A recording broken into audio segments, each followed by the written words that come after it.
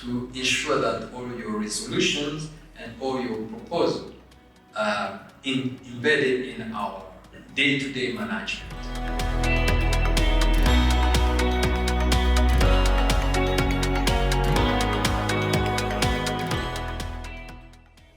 What can we learn from each other on how we are addressing these issues as individuals, because we are already in this sector, but also as institutions?